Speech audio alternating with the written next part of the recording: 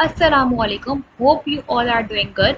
सो आज हम अपने पहले लेक्चर के साथ आ चुके हैं, दैट इज़ ऑटोपॉइड्स और ऑटोपॉइड्स फार्माकोलॉजी।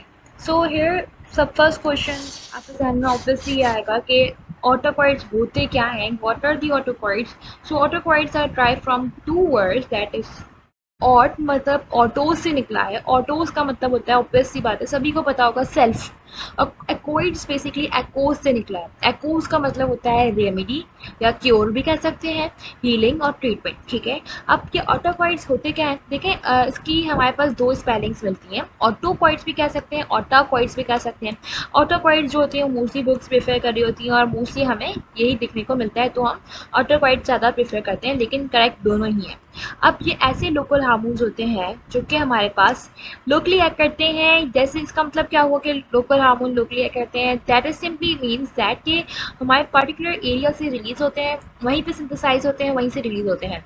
मतलब अगर मैं कहूँ कि मेरी एक फिंगर पे कट लग गया, अब फिंगर पे कट लगने से क्या होगा कि ऑटोकॉइड फॉरन से रिलीज होंगे। सबसे पहले तो पूरा प्रोसेस होगा, ब्रेन को मैसेज जाएगा, ब्रेन जो होगा वो ऑटोकॉइड्स को रिलीज करेगा। अब डिफरेंट तरह के ऑटोकॉइड होते हैं, वो फर्दर मैं बताऊंगी। अभी सिंपली हम वर्ड ऑटोकॉइड्स को लेके चलते हैं कि ये क्या करते हैं। तो ये हमारे पास जो होते हैं वो रिलीज होते हैं, अपने रिसेप्टर से रखते हैं एंड देन अपना एक्शन शो करते हैं, जिसका रिस्पॉन्स ये आता है कि हमारे पास इचिंग, इन्फ्लेमेशन, स्वेलिंग, पेन वगैरह फील होता है।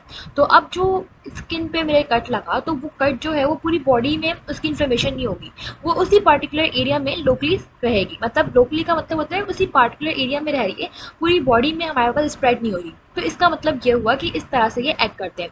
एंड देन एक और बात कि ये किसी ऑर्गन या किसी ग्लैंड से रिलीज नहीं हो रहे, बल्कि ये हमारे पास टिश्यूज जो होते हैं वो रिलीज करवा रहे होते हैं।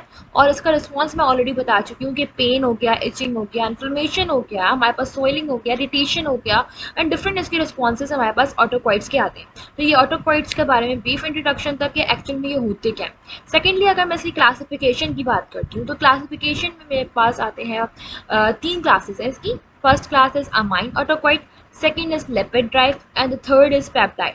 अमाइन ऑटोकॉइड्स की बात कर लेते हैं। हिस्टामिन होता है इसके अंदर और ट्रिप्टामिन, 5 हाइड्रोक्सी ट्रिप्टामिन या सेरोटोनिन है। तो इसके 5 HT भी हम इसे कह सकते हैं, पूरा नाम भी ले सकते हैं इसका 5 हाइड्रोक्सिल ट्रिप्टामिन, या फिर हम इसे सेरोटोनिन भी कह सकते हैं। दोनों जो है ये बहुत इंपॉर्टेंट है। लिपिड ड्राइव इकोस्नॉइड जो है वो प्रोस्टाग्लैंडिन है, लिकोट्राइन्स हैं और थ्रोम्बेक्सिन होते हैं। और जबकि पेप्टाइड की बात करती हूँ तो इसमें एंजियोटेंसिन, ब्रेडिकाइनिन और सब्सटेंस पी आता है। जो ब्रेडिकाइनिन और सब्सटेंस पी है, the both are important in the start of pain और इचिंग। ठीक है, अच्छा ये तीनों मैंने क्लासेस बताई, इसके अभी मैंने सिर्फ नेम्स बताए हैं। ठीक है, अभी मैं इसको फर्दर नेक्स्ट वीडियो के अंदर इंशाल्लाह मैं इंडिविजुअली एक्सप्लेन करूंगी। जैसे कि हिस्टामिन के बारे में पूरा लेक्चर बनाऊंगी कि इसके कौन कौन से एगोनिस्ट एंटागोनिस्ट होते हैं, एंटी हिस्टामिन ड्रग्स कौन सी हैं, ये सब बताऊंगी। सेरोटोनिन की इसी तरह से बताऊंगी, लिपिड ड्राइव की भी कोशिश करूंगी बताऊंगा, और पेप्टाइड की भी बताऊँ। इसके अलावा इन तीनों के अलावा हमारे पास जो होते हैं वो अदर्स भी आते हैं, लाइक साइटोकाइनिन हो गया, इसके नेम आपने फेमिलियर होंगे, लाजमी सी बात है, और गैस्ट्रिन हो गया, सोमैटोस्टेटिन हो गया और एंडोथैलेंस हो गया। तो ये हमारे पास था ब्रीफ इंट्रोडक्शन ऑफ दी ऑटोकॉइड्स की होते क्या, इनकी कितनी क्लासिफिकेशन है। Hope you guys like this video, so do comment, share and subscribe.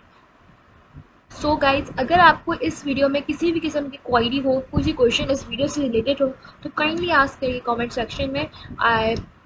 मैं कोशिश करूँगी कि मैं आपको जवाब दूँ उसका। Thank you.